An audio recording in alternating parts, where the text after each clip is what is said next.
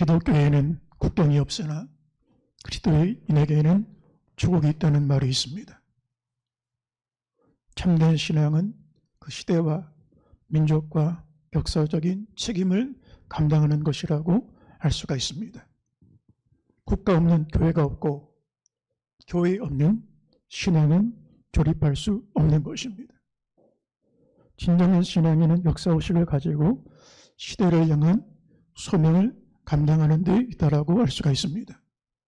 어떤 목사님이 국가와 민족을 향한 설교를 하면 요즘 교인들이 은혜를 못 받습니다 라고 말을 합니다. 그래서 왜 민족을 향한 설교를 하면 은혜를 못 받는다고 물으니까 개인적인 문제가 아니기 때문에 은혜를 못 받는다는 거예요. 내 식구, 내 자녀, 내 건강, 내 사업체, 내 교회를 위하여 설교해야 은혜를 받고 나라와 역사와 시대를 향한 설교는 은혜를 못 받는다는 것입니다. 우리 신앙이 얼마나 개인주의가 되는가를 보여주는 것입니다. 참된 신앙은 시대와 함께 아파하고 시대와 함께 즐거워하는 것입니다. 참된 십자가의 사명은 역사적인 책임을 감당하는 데 있습니다.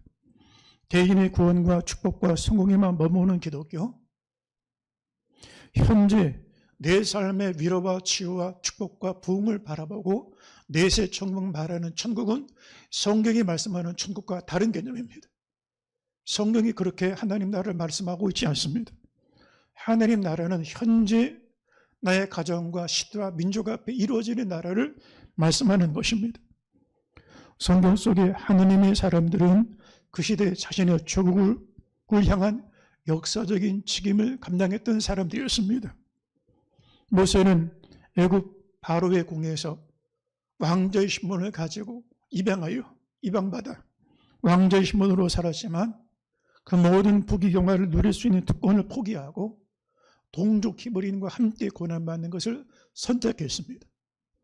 히브리서 11장 24절을 보니까 믿음으로 모세는 장성하여 바로의 공주의 아들이라 칭함받기를 거절하고 도리어 하나님의 백성과 함께 고난받기를 잠시 죄악의 낙을 누리는 것보다 더 좋아하고 그리스도를 위하여 받는 수모를 애굽의 모든 부하보다 더 큰 재물로 여겼으니 이는 상주심을 바라봄이라 라고 말씀하고 있습니다. 수모당하는 것, 믿음 때문에 고난당하는 것을 왕자의 신분으로 누릴 수 있는 큰 재물보다 귀히 여겼다라고 말씀하고 있는 것입니다. 예수님은 아수에로 왕의 왕비의 반열에 섰지만 왕비의 특권을 포기하고 내가 죽으면 죽으리이다. 내 민족을 내게 달라고 간구하고 하만의 흉계에서 죽임당할 위험에 빠져있는 민족을 구원하는 중보자의 사명을 감당했습니다. 사도 바울은 이방인의 사도로 부름받았다고 말하지만 자기 동족 유대인의 구원을 위해서는 차라리 그리스도에게서 끊어져서 저주를 받아 버림을 받는다 할지라도 구원하는 바라고 얘기했습니다. 나은 사람 예수 믿고 천국 가기 위하여 동족을 포기하는 것이 아니라 내가 차라리 저주를 받고 버림을 받는다 할지라도 동족의 구원을 위하여 기도한 것이 바울의 기도였습니다. 로마서 9장 3절 말씀을 보면 나의 형제 곧 고륙 친척을 위하여 내 자신이 저주를 받아 그리스도에게서 끊어질지라도 원하는 바로다라고 말씀하고 있습니다. 내가 버림받고 동족에 살면 기꺼이 그 길을 선택하겠다는 것입니다. 6월은 호국 보훈의 달입니다. 분당된 지 70년이 넘도록 한반도 허리가 두둥강에 나서 서로 오도 가도 못하는 분단의 아픔 가운데 있습니다. 한국 전쟁의 상처가 아직 치료되지 않았고 끝나지 않은 전쟁입니다. 종료되지 않은 전쟁입니다. 전쟁 중에 있는 국가이고 시전 중에 있는 그런 상황에 놓여 있습니다. 이 전쟁 때문에 200만 명에 해당하는 군인과 민간인들이 학살을 당하거나 피해를 입었습니다. 북한은 지금도 핵무기 개발을 열을 올리고 있는데 남한은 먹고 마시고 취하고 즐기느라고 아무런 위험의식이 없는 그런 모습으로 사는 그런 모습들을 볼 수가 있습니다. 아무리 힘들고 어려웠던 고통스러운 역사라 할지라도 지나온 역사는 우리에게 소중한 것입니다. 역사를 잃어버린 민족은 내일의 미래를 만들어갈 수가 없는 것입니다. 지난날의 부끄러운 역사를 치라도, 아픔의 역사를 치라도 소중한 역사로 역사를 이어가며 가르쳐야 되는 것입니다. 유대인들은 고통의 역사를 신앙의 현장에서 자녀들에게 가르칩니다. 그들은 명절이 그 신앙교육 현장입니다. 우리나라는 명절마다 기름진 음식을 먹습니다. 살찐 음식들을 먹습니다. 근데 유대인들의 명절은 그렇지 않습니다. 유대인들은 명절에 고생의 떡을 먹이고 고통의 떡을 먹입니다. 대표적인 명절이 6월절인데 신년절기, 구원의 절기, 민족 해방절기입니다. 그런데 이 민족 해방절기에 기름진 음식을 먹는 것이 아니라 무교병, 누룩 없는 딱딱한 떡입니다. 맛이 없는 고생의 떡을 먹입니다. 거기다가 쓴 나물을 먹입니다. 고생의 쓴 음식을 먹이는 것입니다. 이유가 뭘까? 우리는 히브리인이었지만 죄악 가운데 세상에 노예된 백성 중에 구원받았다는 것입니다. 우리 근본을 잊어서 안 된다는 것입니다. 자녀들에게 누가 고생의 떡을 먹이려고 하겠습니까? 그런데 해마다 고생의 떡을 먹입니다. 누룩 없는 딱딱한 쓴나물과 함께 먹이는 것을 볼 수가 있습니다. 초막절이 되면 7월 15일 날 현대 유대인도 마찬가지입니다. 자신이 아파트에 살면 거기다가 천막을 치고 일반 집에 살면 옥상에다가 천막을 칩니다. 그렇지 않으면 거리에다가 천막을 칩니다. 그리고 거기서 잠자리를 자면서 일주일 동안의 초막절을 지키게 합니다. 광야 노숙하면서 노정의 여정들을 지냈던 그때 구름기둥 불기둥으로 인도받았던 나그네 생활을 자녀들에게 가르치는 고통의 역사를 아이들에게 가르치는 것을 볼 수가 있는 것입니다. 유대인들은 고난의 역사를 기념하기 위하여 예루살렘 근처에 아도 베셈이라고 하는 박물관을 세웠습니다. 이 박물관에 들어가 보면 600만 이스라엘 백성들이 학살을 당했대 그 흔적들을 거기다 전시해 놨습니다. 유대인들의 시체를 짜서 만든 비누, 유대인들을 가스실에서 학살시키고 불에 태워서 그 몸에서 나온 철가루 가져다 만든 못들, 자신의 선조들의 고통의 현장들을 전시해 놨습니다. 그리고 600만 희생당한 민족들을 기념하기 위하여 성지 예루살렘부터 텔아비브까지 고속도로 양 가로수를 600만 구를 심고 그 거리가 고통의 역사를 기념하고 회상하는 거리로 만든 것을 볼 수가 있습니다. 우리나라는 어떨까? 지금 한국전쟁 발발 74주년이 되었습니다. 그런데 한 여론조사를 보면 6.25 전쟁이 언제 시작됐는지 우리나라 중고등학생들 가운데 절반 이상이 답을 못한다는 것입니다. 그리고 6.25 전쟁을 먼저 일으킨 국가가 어떤 국가라고 생각하냐? 북한이라는 대답을 하지 못하는 아이들이 절반이 넘는다는 것입니다. 일본이라고 답을 하거나 중국이라고 답을 하거나 미국이라고 답을 하거나 심지어 남한이라고 대답하는 학생까지 있다는 것입니다. 역사가 없는 민족은 내일이 없는 민족이라고 할 수가 있는 것입니다. 은혜는 구원의 역사입니다. 은혜 받는 것도 중요하지만 은혜를 잊지 않는 것이 더 중요한 것입니다. 내가 어떻게 구원받았는지를 잊지 않아야 구원받은 성도답게 값진 구원을 받았으니 값진 인생을 살아가게 되어지는 것입니다.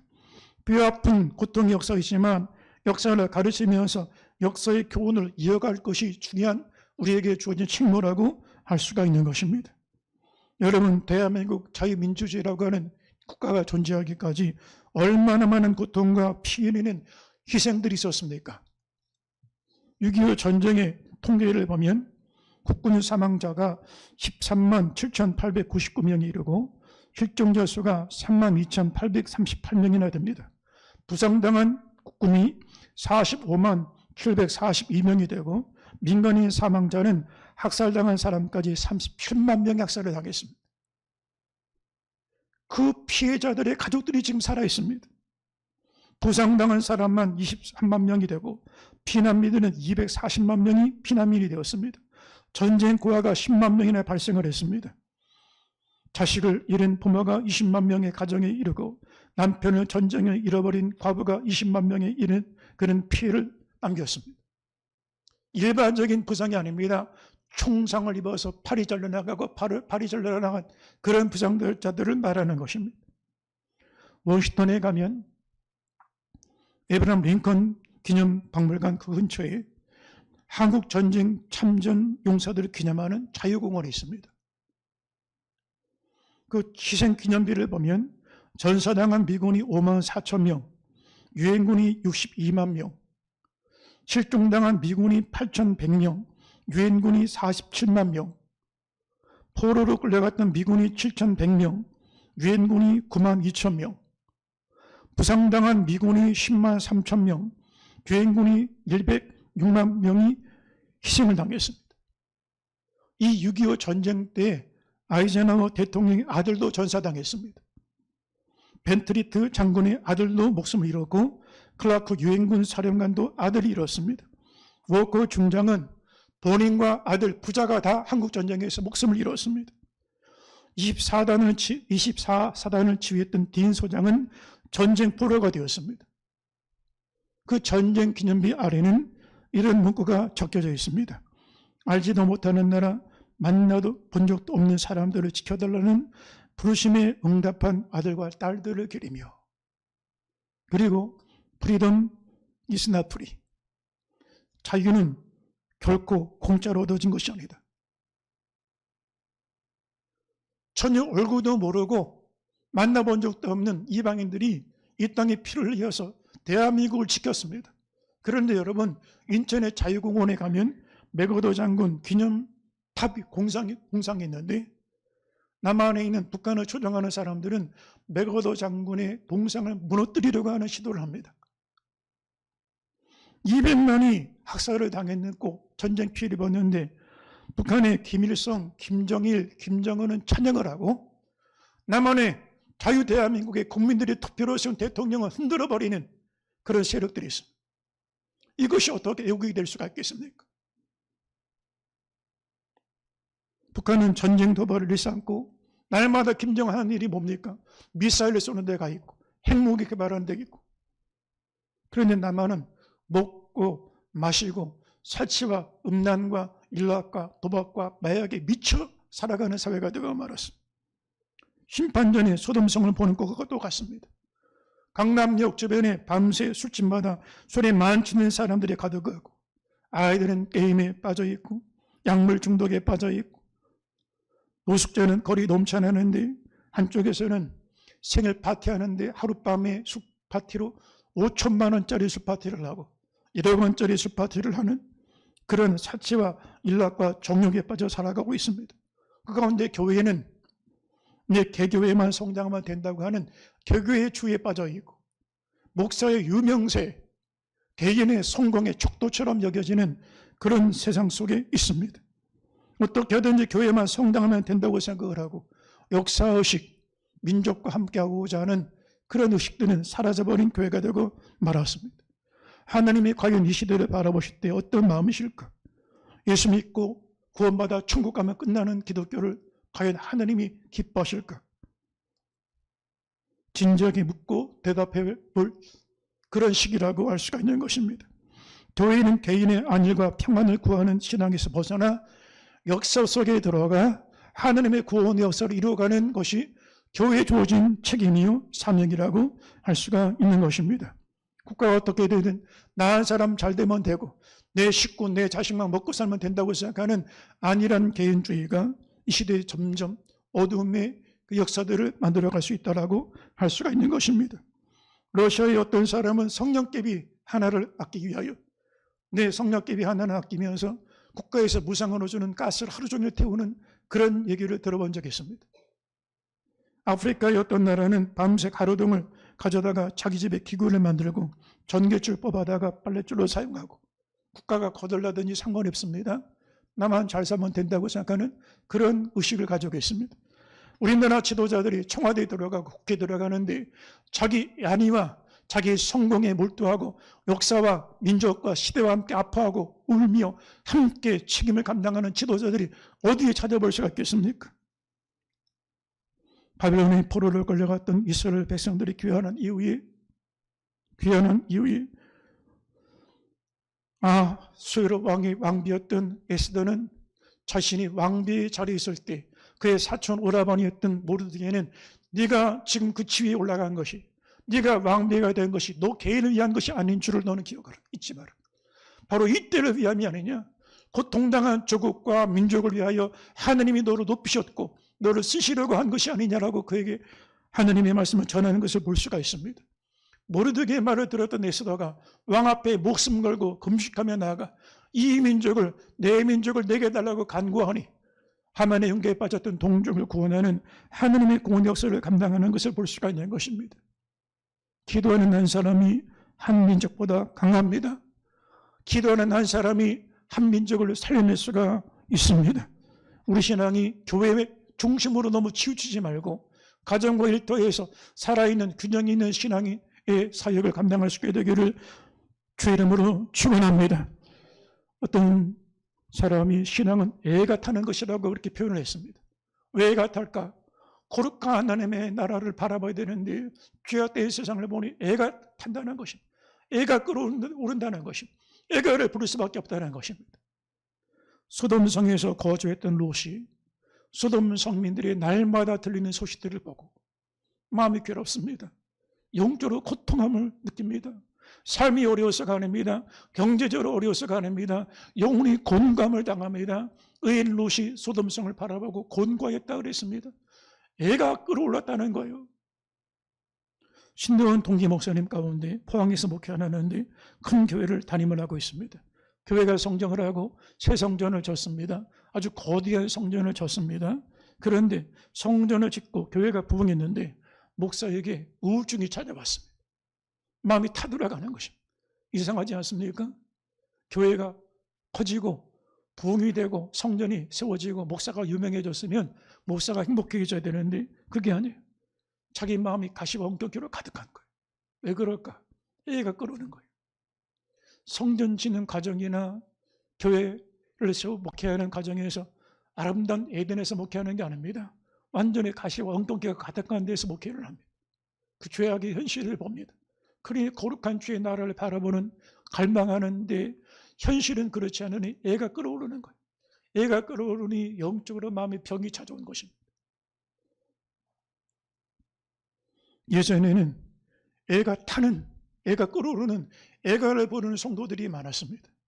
그런데 이 시대는 애가 타는 성도들이 아니라 애를 태우는 성도들이 많은 시대가 되고 말았습니다. 제가 어릴 때 다녔던 주일학교에 한 권사님이 있었습니다. 그 남편이 장로님인데 장로님이 먼저 떠났습니다. 장로님이 떠난 다음에 이분이 그 장로님이 그 집, 그 땅 다 팔아서 건물 짓는데 다 봉을 했습니다. 그리고 마지막까지 기도하는데 기도 제목이 뭐냐? 제가 어릴 때 지금까지 기억했던 권사님의 기도 제목이 있습니다. 주님, 제가 살아있을 때 재림하시면 좋겠습니다. 이 권사님은 애가 끓습니다. 죄악된 현실 속에 소망이 있는 것이 아니라 빨리 하루속히 하나님의 거룩한 나라가 이 땅에 이루어지는 것을 원하고 간절히 구한 것입니다. 애가를 부르면서 기도했던 것입니다. 여러분, 요즘 우리 주변을 보시기 바랍니다. 애 끌어오르는 사람들이 있습니까? 아니면 애를 태우는 사람들이 많습니까?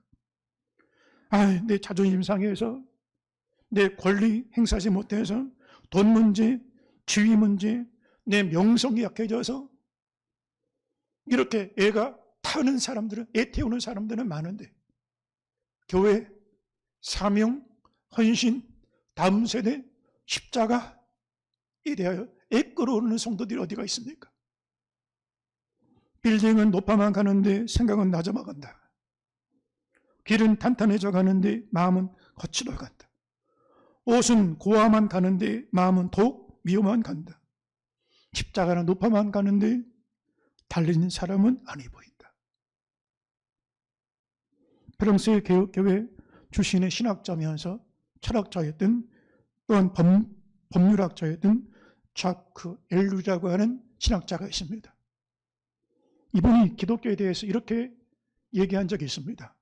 기독교가 성령대로 바르게 선포됐다면 기독교는 많은 숫자를 얻지 못했을 것이고 이 땅에서 누릴 수 있는 대가와 이익을 얻지 못했을 것이다. 그럼에도 인간이 동의를 얻기 위하여 그들의 비율을 맞추고 그들을 매료시켜야 한다라고 탄식을 했습니다. 사람들 잃어버릴까 봐, 사람들 비유 맞추려고, 사람들 눈치 보다가 참된 기독교를 잃어버렸다는 것입니다.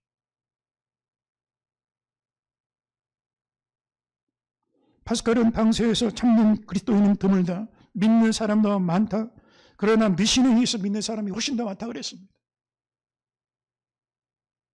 시대와 역사와 책임을 함께하지 않은 신앙은 미신을 믿는 것과 똑같습니다. 세상은 웃는 자가 복이 있다고 말합니다. 부유한 자가 복이 있다고 말합니다. 높은 지위를 얻은 자가 복이 있다고 말합니다. 권력을 가진 자가 복이 있다 말합니다. 그런데 성경은 그렇게 말하지 않습니다. 웃는 자가 복이 있는 것이 아니라 애가 타오르는 사람이 복이 있습니다. 애통하는 사람이 복이 있고 높은 자리에 올라가는 사람이 복이 있는 것이 아니라 섬길 수 있는 자가 복이 있다라고 말씀하고 있습니다.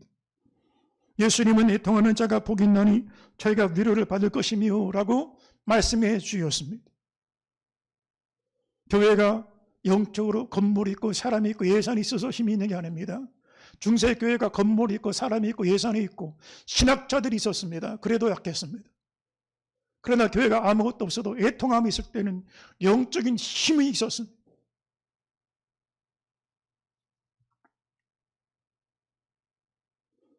웃어야 될 때 웃을 수 없는 것은 마음이 병든 것입니다. 울어야 될 때 울지 못하는 것은 마음이 병든 것입니다. 우리 몸의 감각 중에 감각이 살았을 때는 즉각적으로 반응이 나타납니다. 그런데 감각이 죽으면 반응이 사라집니다. 우리 심령도 마찬가지입니다. 우리 마음이 복음과 함께 기뻐야 될 때 기뻐하지 못하고 십자가를 지고 아파야 될 때 함께 아파하지 못한다면 마음이 병든 것이라고 할 수가 있는 것입니다. 웃어야 될 때 웃지 못하고 울어야 될 때 울지 못하는 그런 시대가 되었습니다. 마음이 병든 것입니다. 몸은 아무리 건강하고 사회적으로 아무리 기반이 단단하다 할지라도 마음이 병들어 있는 것입니다. 거꾸로 울어야 될 때 웃고 앉아있고 웃어야 될 때 울고 있다면 이거는 병든 게 아니라 죄악된 것입니다.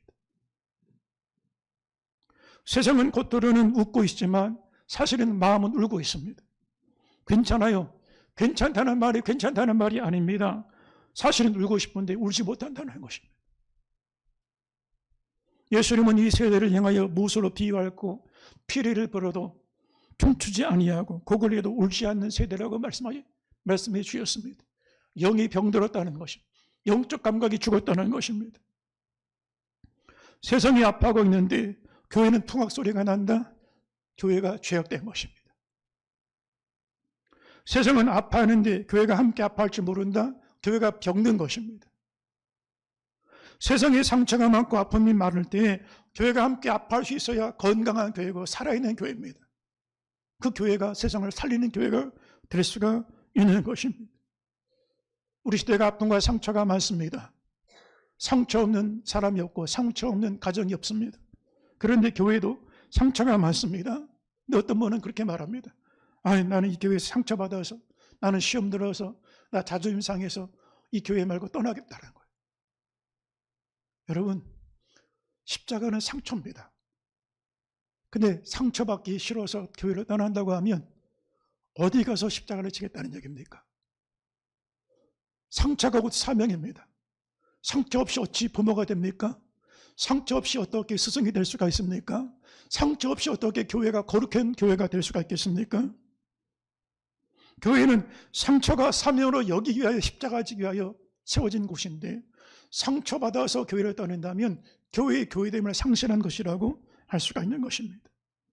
국가는 병들어가고 있는데 교회는 상처받기 싫어서 편안하게 예수 믿기 원하고 쉽게 형통하게 만복을 받기 위하여 예수 믿는다면 이것이 어떻게 교회의 사명이라고 할 수가 있겠습니까? 교회 안에서 세상은 죽어가고 있는데 병 고치는 얘기들, 성공한 얘기들, 축복받은 얘기들, 위로받는 얘기만 넘쳐난다면 과연 이것이 세상을 치유하는 구원하는 복음이 될 수 있다고 생각할 수가 있겠습니까?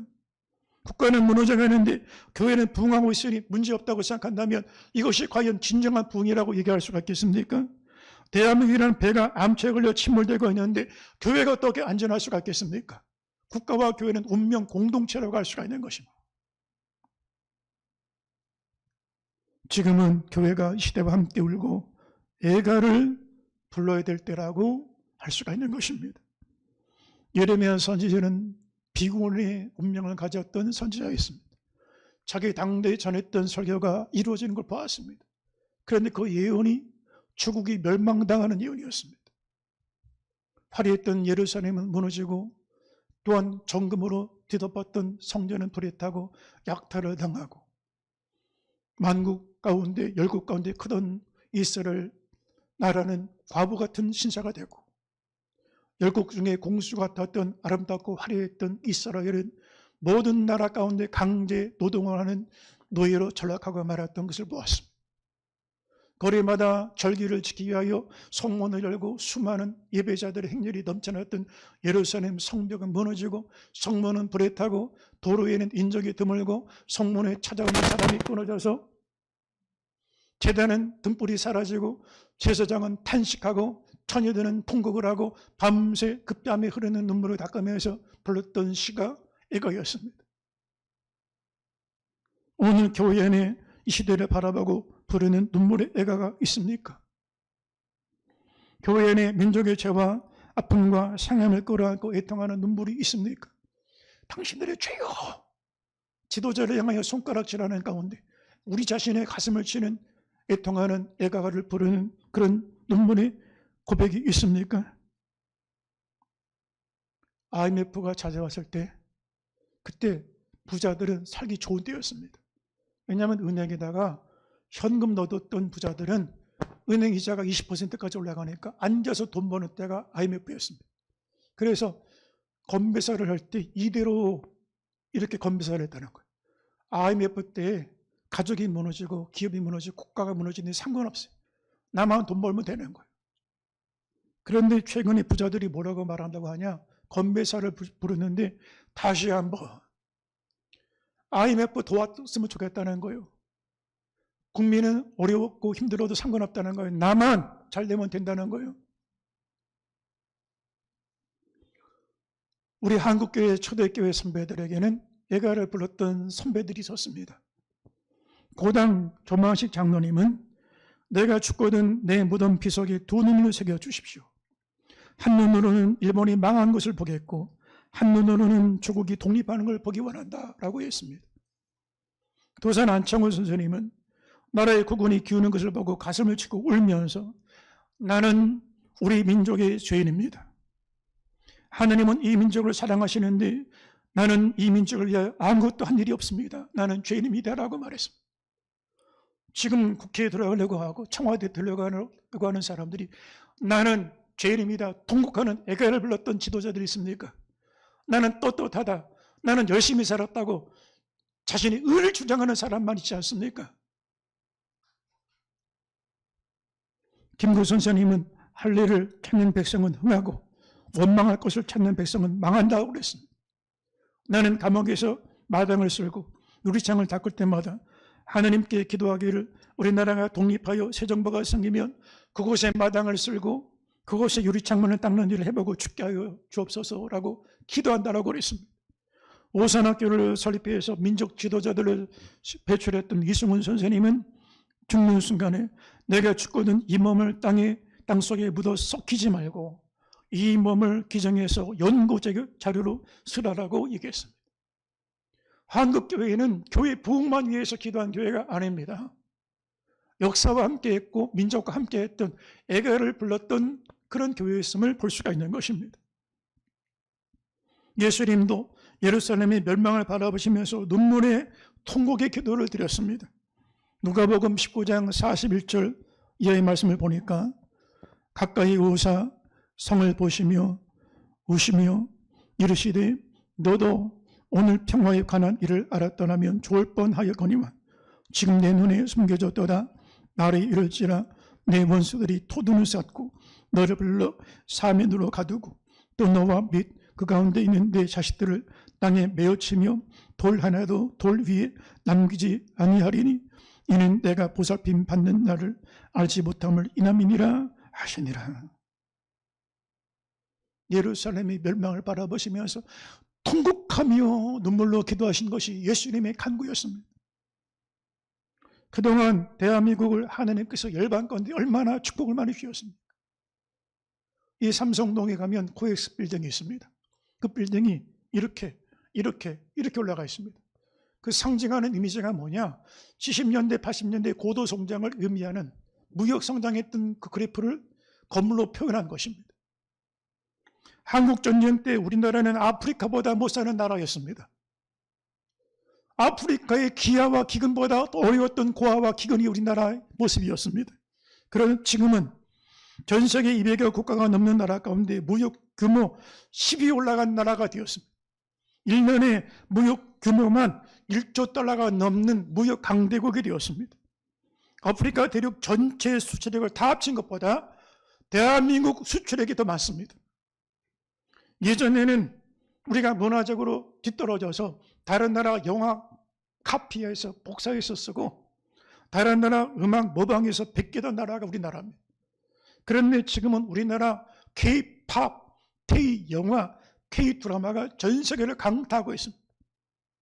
미국의 한 대학에서는 BTS 교과목이 개설돼서 BTS를 중심으로 한 K-팝 문화를 미국 수강생들에 가르치는 그런 시대가 되었습니다. 예전에는 일본에서 전기밥솥 이렇게 가져오는 게 가정마다 그런 유행이었습니다. 지금 일본 밥솥 쓰는 사람들이 있습니까? 일본 TV 사용하는 가정들이 있습니까? 예전에 일본의 대표적인 전자회사 소니, 산유, 파나소닉을 비롯하여 7개 회사를 다 합쳐도 삼성전자 하나 매출액을 감당하지 못합니다.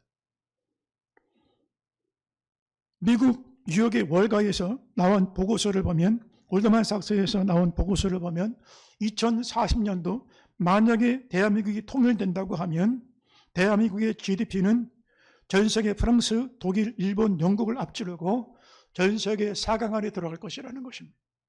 그리고 통일 한국이 되면 개인 국민 소득은 8만 6천 달러가 되고 세계에서 두 번째 부유한 나라가 될 수 있는 가능성 있는 나라가 대한민국이라고 예측하는 보고서가 나온 걸 볼 수가 있습니다. 그러나 현실은 어떻습니까? 이렇게 하나님 많은 은혜와 축복을 주셨는데 전 세계 가장 비싼 고급 양주 소비하는 나라가 1위가 우리나라입니다. 한 병에 몇백만 원짜리 양주를 먹는 나라입니다. 1,000억이 넘는 가장 비싼 모피를 수입하는 나라가 우리나라입니다. 그중에 모피 하나가 1억 원이 해당하는 모피가 있다는 거예요. 요 400마리를 잡아야지 만들 수 있는 모피입니다. 자살 증가율이 OECD 국가 가운데 가장 높은 나라, 이혼율이 2위에 올라가 있는 나라, 청소년 흡연율이 1위, 2위에 해마다 엇갈려가면서 올라가는 나라. 예전에는 마약 청정국이었습니다. 지금은 중고등학생도 몇만 원만 주면 마약을 살 수 있는 그런 나라가 되고 말았습니다. 간디는 나라가 망하는 징조가 7가지 징조가 있다고 말했습니다. 노동이 없는 부, 일하지 않고 부자 되려가는 것, 대박 나려가는 것, 양심이 없는 쾌락, 다른 사람 희생시키고 나만 즐기면 된다고 생각하는 것, 버닝썬, 지금 MZ세대가 누리고자 하는 이 쾌락과 일락이 뭡니까? 5천만 원짜리 생일 파티를 하고 1억 원짜리 생일 파티를 하면서 마약과 음란 파티를 하고 상대방은 죽이고 나만 즐기면 된다고 하는 양심이 없는 쾌락, 인격이 없는 지식, 대학만 들어가면 부장을 하든지 불법하든지 상관이 없는 인격이 없는 지식, 도덕성이 없는 상업, 돈만 벌면 되지 마약을 하든지 도박을 하든지 게임을 하든지 상관이 없이 부자만 되면 된다고 생각하는 경제활동, 인간성이 없는 과학, 원칙이 없는 정치, 자신들이 말하면 공의가 되고 상대방이 말하면 불의가 되고 야당이 될 때는 이런 말하고 여당 될 때는 저런 말하고 원칙이 없는 정치, 가장 뼈아픈 게 뭐냐? 희생이 없는 종교, 상처받지 않고 그냥 쉽고 편안하게 예수 믿으러 가는 것. 이게 나라가 망하는 징조라는 것입니다. 세상이 아파할 때 교회는 애가를 불러야 됩니다. 그게 살아있는 교회 모습이라고 할 수가 있는 것입니다. 북한이 핵개발을 말하고 남나라 미사일 실험을 하는데 하느님을 배반하고 거역하며 돌아서 있는데 어떻게 편안하게 예수 믿을 수 있다고 생각할 수가 있겠습니까? 교회가 외형적으로 성장을 하고 확대를 하고 그리고 교인이 늘어지면 이것이 성공으로 일하고 믿는 시대가 되었습니다. 과연 이것이 성공이라고 할 수가 있겠습니까? 만일 예레미야 선지자가 오늘 이 시간에 한국교회를 바라보면 어떤 설교를 전했을까요? 축복 충만 예수, 은사 충만 예수, 대박 나는 예수를 말했을까요? 좋은 대학 가고 좋은 직장 가고 잘 먹고 잘 살고 편안하게 인생을 즐기는 복음을 전했을까요? 아니면 애 끓는 복음을 전했을까요? 이제라도 이 시대를 향한 하나님의 심판을 돌이켜서 긍휼하심을 위하여 기도하는 애가를 불러야 될 때인 줄로 믿습니다. 우리 성립교회가 시대와 함께하고 인적과 함께하고 역사적인 책임을 함께하며 주께서 눈물로 기도하신 것처럼 예레미야가 애가를 불렀던 것처럼 강단과 재단에서 성도의 애가를 드릴 수 있게 되기를 주의 이름으로 축원합니다. 우리 함께 통성으로 기도하겠습니다.